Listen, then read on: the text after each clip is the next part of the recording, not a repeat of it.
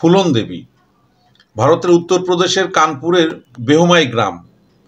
দস্যুরানী ফুলন দেবী এবং তার বাহিনীর হাতে নৃশংস ও চাঞ্চল্যকর হত্যাকাণ্ডের 4 দশক পরে 16ই ফেব্রুয়ারি 2024 সালে স্থানীয় একটি আদালতে এ মামলার রায় ঘোষণা করা হয়। এখন প্রশ্ন হলো, কে এই ফুলন দেবী? ফুলন দেবীর জীবনে ঘটে যাওয়া ঘটনা নিয়ে মালা সেন আত্মজীবনীমূলক বই লিখেছেন। আবার এই ফুলন দেবীর জীবনে ঘটে যাওয়া ঘটনা নিয়ে নির্মিত হয়েছে অসংখ্য চলচ্চিত্র, যাত্রাপালা, মঞ্চনাটক। 1994 সালে পরিচালক শেখর কাপুর ব্যান্ডিট কুইন নামে যে চলচ্চিত্রটি নির্মাণ করেন সেটি ফুলন দেবীর জীবনের গল্প। এখানে ফুলন দেবীর চরিত্রে অভিনয় করেন সীমা বিশ্বাস, কিন্তু নিজের জীবনের গল্পটি সঠিকভাবে চলচ্চিত্র উপস্থাপন করা হয়নি বলে অভিযোগ এনে ফুলন দেবী নিজে চলচ্চিত্রটি ভারতের সরকারের কাছে নিষিদ্ধের দাবি জানান। এর আগে অবশ্য 1985 সালে পরিচালক অশোক রায় বাংলায় ফুলন দেবী নামে একটি চলচ্চিত্র নির্মাণ করেন, যা ফুলন দেবীর জীবনের গল্প ছিল। এছাড়াও বাংলাদেশে মাসুদ পারভেজের প্রযোজনায় অঞ্জু ঘোষ অভিনীত দস্যুরানী ফুলন দেবী নামেও 1985 সালে একটি চলচ্চিত্র নির্মাণ হয়। প্রিয় দর্শক, ফুলন দেবীর জীবনে ঘটে যাওয়া সত্য ঘটনাকেই আজকে আপনাদের সামনে উপস্থাপন করব। আপনারা অনায়াসে তার জীবন কাহিনীকে একজন দুর্ধর্ষ ডাকাতের জীবনের গল্প হিসাবেও ভেবে নিতে পারেন, আবার একজন কিশোরীকে একাধিকবার গণধর্ষণের হাত থেকে বেঁচে ফিরে এসে বেহমাই গ্রামে 22 জন ঠাকুরকে হত্যাকারী হিসেবে ভেবে নিতে পারেন। আবার 11 বছর বিনা বিচারে জেল থেকে ফেরত এসে দুইবারের নির্বাচিত এমপি হিসাবেও ভেবে নিতে পারেন। আবার 2 বছর পুলিশের চোখ ফাঁকি দিয়ে ঘুরে বেড়ানো এক ফেরারি আসামি হিসাবেও আপনারা তাকে ঘৃণা করবেন না ভালোবাসবেন, সেটা একান্তই আপনাদের ব্যাপার। 1963 সালে 10ই আগস্ট উত্তরপ্রদেশের ছোট্ট একটি গ্রাম ঘুরাকাপুরাতে নিম্নবর্ণের মালা সম্প্রদায়ে জন্মগ্রহণ করেন ফুলন দেবী। মালা সম্প্রদায়ের প্রধান কাজ নৌকা চালানো। ফুলন দেবী এবং ফুলন দেবীর ছোট বোনের বিয়ের জন্য তার বাবা তাদের একমাত্র জমি 1 একর জমিতে নিম গাছ চারা রোপণ করেন। তার বাবার ইচ্ছা ছিল এই নিমের গাছ বড় হলে সেই গাছ কেটে বিক্রি করে উনি 2 মেয়ের বিয়ে দেবেন। কিন্তু এই নিম গাছের দিকে নজর পড়ে তার জ্যাঠাতো ভাই মায়াদিনের। এই মায়াদিন নিম গাছ বড় হওয়ার সঙ্গে সঙ্গে গাছ কেটে বিক্রি করতে শুরু করেন। এখানে ফুলন দেবী তার জ্যাঠাতো ভাই মায়াদিনকে গাছ কাটতে বাধা দেয় এবং সবার সামনে মায়াদিনকে গাছ চোর বা চোর হিসাবে সাব্যস্ত করেন। এতে তার জ্যাঠাতো ভাই মায়াদিন ভীষণভাবে রেগে যায় এবং অপমানিত বোধ করে। নিজে মনে মনে ঠিক করতে থাকে যে কোনোভাবে হোক মায়াদিনের যে কোনোভাবে হোক ফুলন দেবীর উপর সে প্রতিশোধ নেবে। কিছুদিন মায়াদিন চুপচাপ থাকায় ফুলন দেবী ধরেই নেয় সবকিছু স্বাভাবিক হয়ে গেছে, কিন্তু মায়াদিন তার অপমানের কথা ভোলে না। কিছুদিন যেতে না যেতেই ফুলন দেবীর বাবাকে বুঝিয়ে ছোট্ট ফুলন দেবীর 30 বছর বয়সী পুটিলালের সঙ্গে বিয়ে দিয়ে দেন। পুটিলাল একজন অসৎ চরিত্রের লোক, নেশাখোর। সে ফুলন দেবীর ইচ্ছার বিরুদ্ধে তার সঙ্গে শারীরিক সম্পর্ক স্থাপন করেন এবং নিয়মিত নির্যাতন করতে থাকেন। স্বামী নির্যাতন সহ্য করতে না পেরে ফুলন দেবী বাবার বাড়ি চলে আসেন, কিন্তু ফুলন দেবীর বাবার বাড়ির সমাজের লোক, আশেপাশের লোক সবাই ফুলন দেবীকে দোষারোপ করতে থাকে। অগত্যা ফুলন দেবীর বাবা আবার তাকে শ্বশুর বাড়িতে পাঠিয়ে দেন, কিন্তু তার স্বামীর স্বভাব চরিত্রে কোনো পরিবর্তন না হয় এবার মুখের উপর প্রতিবাদ করে ফুলন দেবী স্থায়ীভাবে বাবার বাড়িতে চলে আসেন। ফুলন দেবী আবারও বাবার বাড়িতে ফেরত আসলে সমাজের লোকজন নানাভাবে ফুলন দেবীর নামে কুৎসা রটাতে শুরু করেন। ফুলন দেবী লোকজনের কথায় কর্ণপাত না করে বাবার সম্পত্তি উদ্ধারের কাজে ব্যস্ত হয়ে পড়েন। এতে ভীষণভাবে ক্ষিপ্ত হন মায়াদিন। 1979 সালে মায়াদিন কৌশলে ফুলন দেবীকে ফাঁসিয়ে দেন, ফাঁসিয়ে দিয়ে পুলিশের হাতে ধরে দেন। 3 দিন হাজতে থাকতে হয় ফুলন দেবীকে। এই 3 দিন হাজতবাসের সময়ই পুলিশের হাতে গণধর্ষণের শিকার হন ফুলন দেবী। হাজত থেকে ছাড়া পাওয়ার পর পুলিশদের বা অপরাধীকে দোষী সাব্যস্ত না করে উল্টে ফুলন দেবীকেই তার পরিবার এবং গ্রাম থেকে তাড়িয়ে দেওয়া হয়। গ্রাম থেকে বিতাড়িত হওয়ার পর ফুলন দেবী ডাকাতের কবলে পড়েন। ডাকাতেরা তাকে অপহরণ করেন। অবশ্য ভিন্ন মতও আছেন। অনেকের মতে ফুলন দেবী নিজের ইচ্ছায় ডাকাত দলের সঙ্গে যোগ দিয়েছিলেন এবং ডাকাত দলে যোগ দেওয়ার জন্যই তার প্রথম স্বামীকে সে পরিত্যাগ করে। ফুলন দেবী যে ডাকাত দলের সদস্য ছিলেন সেই ডাকাত দলের নেতা বা সর্দার বা নেতা ছিলেন বাবু গুজ্জর। এই বাবু গুজ্জরের চোখ পড়ে ফুলন দেবীর উপরে। বাবু গুজ্জর একাধিকবার ফুলন দেবীকে ধর্ষণও করেন। ফুলন দেবীকে বাবু গুজ্জরের হাত থেকে রক্ষা করতে এগিয়ে আসেন বিক্রম মাল্লা। বিক্রম মাল্লা আর ফুলন দেবী একই স্বজাতির। বিক্রম মাল্লা শেষ পর্যন্ত ডাকাত সর্দার বাবু গুজ্জরকে হত্যা করেন এবং হত্যার পরেই বিক্রম মাল্লা নিজেকে ডাকাতের সর্দার বা নেতা হিসাবে ঘোষণা করেন। বিক্রম মাল্লা ডাকাত সর্দার হওয়ার পরে ডাকাতির লুণ্ঠিত মালামাল গরিবদের মধ্যে বিলিয়ে দেওয়ার একটা রেওয়াজ চালু করেন। একসময় বিক্রমের প্রেমে পড়ে যায় ফুলন দেবী। বিক্রম এবং ফুলন দেবী একে অপরকে স্বামী স্ত্রী হিসাবে মর্যাদা দেন। বিয়ের পর বিক্রম মাল্লা ও ফুলন দেবীর প্রথম স্বামী পুটিলালের গ্রামে যায়। পুটিলালকে ধরে গাধার পিঠে উল্টোভাবে বসিয়ে পুরো গ্রাম ঘুরানোর শেষে গ্রামের এক প্রান্তে নিয়ে গিয়ে পুটিলালকে বেধড় মারধর করেন।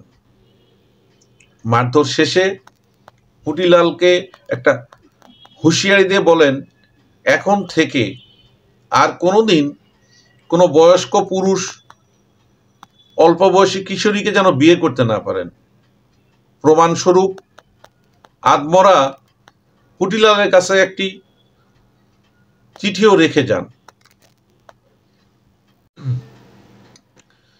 স্বামী বিক্রম মাল্লার কাছ থেকে ফুলন দেবী বন্দুক চালানো, গ্রাম লুট, অপহরণ, রেল ডাকাতি বিভিন্ন বিষয়ে পারদর্শী হয়ে ওঠেন এবং ডাকাতি শেষে প্রতিবারই দুর্গা মন্দিরে যেতেন। দুর্গা মন্দিরে গিয়ে দুর্গা দেবীকে পুজো দিয়ে ধন্যবাদ জানিয়ে আসতেন তার জীবন বাঁচানোর জন্য।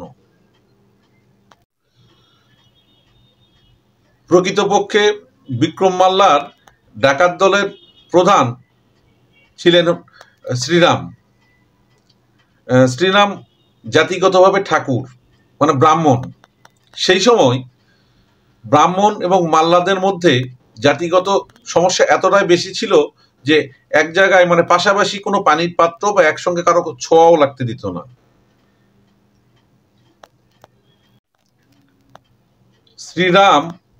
সর্দার শ্রীরাম ও তার ভাই লালরাম দুজনেই জেলে বন্দী ছিল। বিক্রম মাল্লা সেই সময় প্রায় ৮০,০০০ টাকা খরচ করে দুই ভাইয়ের জামিন করান এবং জামিনের পরে যথারীতি শ্রীরামের হাতে সর্দারের দায়িত্ব বা দলের দায়িত্ব তুলে দিতে চান। কিন্তু শ্রীরাম ডাকাত দলের সর্দার হলেও নিচু বংশের নিচু বর্ণের মাল্লা সম্প্রদায়ের ডাকাতেরা শ্রীরামকে ডাকাত সর্দার হিসাবে কোনোভাবে মেনে নিতে পারছিলেন না। কাজেই ডাকাত দলের মধ্যে বিভাজন তৈরি হয়। অবশেষে ডাকাত দল দুইভাবে বিভক্ত হয়ে যায়, একটা শ্রীরামের নেতৃত্বে আর একটা বিক্রম মাল্লার নেতৃত্বে। তবে এই ডাকাত দলের বিভাজনকে কোনোভাবে মেনে নিতে পারেনি শ্রীরাম। শ্রীরামের ধারণা বিক্রম মাল্লার কারণেই আজকে ডাকাত দলের বিভাজন তৈরি হয়ে দুই ভাগে ভাগ হয়ে গেছে। কাজেই শ্রীরামের দৃষ্টিতে বিক্রম মাল্লাই হয়ে যায় প্রধান শত্রু। সিদ্ধান্ত নেয় বিক্রম মাল্লাকে খুন করার। পরপর দুইবার চেষ্টাও করে, ব্যর্থ হয়। তবে তৃতীয়বার ৩বারের বার বিক্রম মাল্লাকে খুন করে অপহরণ করে ফুলন দেবীকে। অপহরণের পরে ফুলন দেবীকে প্রায় উলঙ্গ অবস্থায় তার বেহমাই গ্রামে নিয়ে আসে এবং গ্রামবাসীর সামনে বিক্রমের খুনি বলে চিহ্নিত করে গ্রামবাসীকে নির্দেশ দেয় ফুলনের উপর নির্যাতন চালানোর জন্য। প্রথমে শ্রীরাম, তারপরে ঠাকুর সম্প্রদায়ের অসংখ্য লোক ফুলনের উপর নির্যাতন করে, গণধর্ষণ করে। প্রায় ২৩ দিন লাগাতারা ২৩ দিন নির্যাতন এবং গণধর্ষণ করে। একসময় তারা ধরে নিয়েছিল ফুলন দেবী মারা গিয়েছে। এই মৃত ভেবে ফুলন দেবীকে ফেলে চলে যায়। আর ফুলন দেবী সেই সুযোগে একটি গরুর গাড়িতে চড়ে পালিয়ে যায় বেহুমাই গ্রাম থেকে। প্রায় অর্ধমৃত ফুলনের সন্ধান পায় বিক্রমের বন্ধু মানসিংহ। এই মানসিংহই ফুলন দেবীকে নিয়ে ডাকাত সর্দার মোস্তাকিমের কাছে যায়।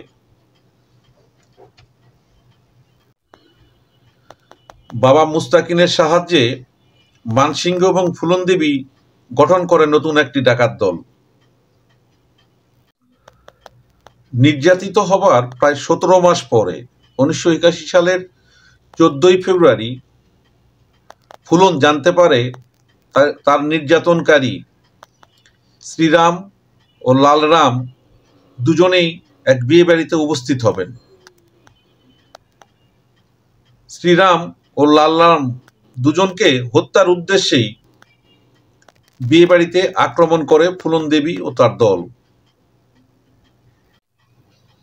বিয়ে বাড়ির অনুষ্ঠানে উপস্থিত হয়ে তাকে নির্যাতনকারী হিসাবে দুজন ঠাকুরকে চিনেও ফেলে ফুলন। ফুলনের রাগ বা ক্রোধ এতটাই বেড়ে যায় যে ২২ জন ঠাকুরকে এক সারিতে দাঁড় করিয়ে গুলি করে হত্যা করে, যে হত্যাকাণ্ডকে বেহুমাই হত্যাকাণ্ড বা বেহুমাই গণহত্যা নামেও কুখ্যাত আছে। বেহুমাই হত্যাকাণ্ডে বেশ কিছু নিরীহ ঠাকুরের প্রাণ যায়। এই হত্যাকাণ্ডকে কেন্দ্র করে উত্তরপ্রদেশের মুখ্যমন্ত্রী ভিপি সিং পদত্যাগ করতে বাধ্য হন। সেই থেকে দস্যুরানী ফুলন দেবী এই যুগল শব্দ বেশ জনপ্রিয় হয়ে ওঠে। দস্যুরানী এই শব্দটি বেশি প্রচলন করেছিলেন সেই সময় ঠাকুর সম্প্রদায়। আর ফুলন দেবী সাক্ষাৎ দেবী দুর্গা দেবী হিসাবে পুজো করতেন মাল্লা সম্প্রদায় সহ নিচু সম্প্রদায়ের সকল লোক। এমনকি দুর্গা রূপে ফুলন দেবীর মূর্তি ঘরে ঘরে রেখে পূজা করতেন, মূর্তি বেচা কিনাও করতেন। বেহুমাই হত্যাকাণ্ড ২২ জন ব্রাহ্মণকে হত্যার পর পুরো ভারত জুড়ে ফুলন দেবীকে নিয়ে তোলপাড় শুরু হয়ে যায়। পুলিশ হন্য হয়ে খুঁজতে থাকে ফুলন দেবীকে, গ্রেপ্তারের চেষ্টা চালায়, কিন্তু ব্যর্থ হয়। এর মধ্যে পুলিশের সঙ্গে সংঘর্ষে ফুলন দেবীর অনেক সহকর্মী মারা যায়। কিন্তু তবুও ফুলন দেবীকে গ্রেপ্তার করতে পারছিলেন না পুলিশ। অবশেষে পুলিশ ফুলন দেবীর উপর মানসিক চাপ তৈরি করতে তার বাবা মাকে গ্রেপ্তার করে। এইভাবে 2 বছর পুলিশের চোখ ফাঁকি দিয়ে ফুলন দেবী আত্মগোপনে থাকেন। অবশেষে ফুলন দেবী আত্মসমর্পণ করতে রাজি হন, তবে ভারত সরকারের কাছে কয়েকটি শর্ত দেন তিনি। শর্ত 1,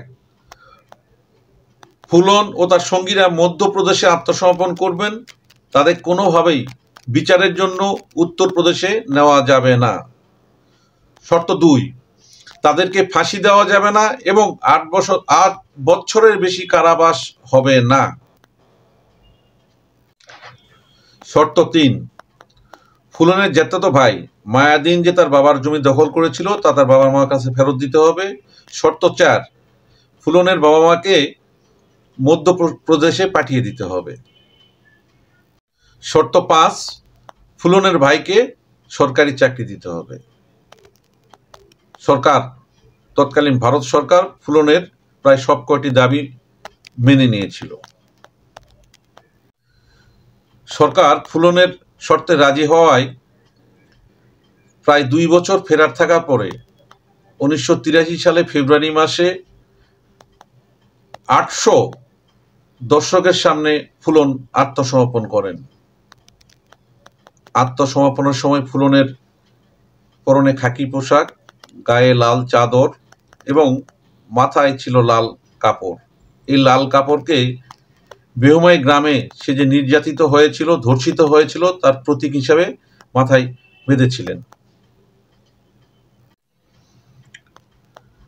আত্মসমর্পণের জন্য যে মঞ্চটি তৈরি করা হয়েছিল, সে মঞ্চে ফুলন দেবী উঠে উপস্থিত 800 দর্শককে হাত জোড় করে নমস্কার জানায়। তারপরে মঞ্চে প্রতিষ্ঠিত দুর্গা দেবীর মূর্তি এবং মহাত্মা গান্ধী মূর্তির পায়ের নিচে নিজের কাঁধের বন্দুকটি রেখে আত্মসমর্পণ করেন। ফুলনের দেওয়া শর্তগুলোর মধ্যে একটি শর্ত সরকার ভঙ্গ করেছিলেন। বিনা বিচারে ফুলনকে 11 বছর কারাবাসে থাকতে হয়েছিল। 1994 সালে কারাগার থেকে মুক্ত হন ফুলন দেবী। 1996 সালে সমাজবাদী দল মির্জাপুর আসন থেকে নির্বাচনের জন্য তাকে মনোনীত করেন। রাজনৈতিক জগতে ফুলনের রাজনৈতিক গুরু ছিলেন ওই দলেরই নেতা মুলায়ম সিং যাদব। ভারতীয় জনতা পার্টি ও বেহুমাই হত্যাকাণ্ডে নিহত ঠাকুরদের স্ত্রীদের ঘোর আপত্তি থাকা সত্ত্বেও সে বছর বিপুল ভোটে বিজয়ী হন ফুলন দেবী। 1998 সালের মধ্যবর্তী নির্বাচনে হেরে গেলেও 1999 সালে মির্জাপুরের লোকসভা নির্বাচনে আবারও তার আসন দখল করেন।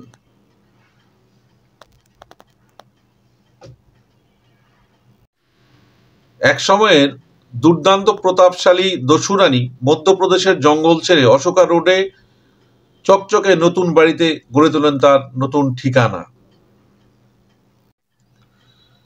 2001 সালের 25শে জুলাই পার্লামেন্টে ফেরার পথে নিজ বাসভবনের সামনে শের সিংয়ের গুলিতে আহত হন ফুলন দেবী।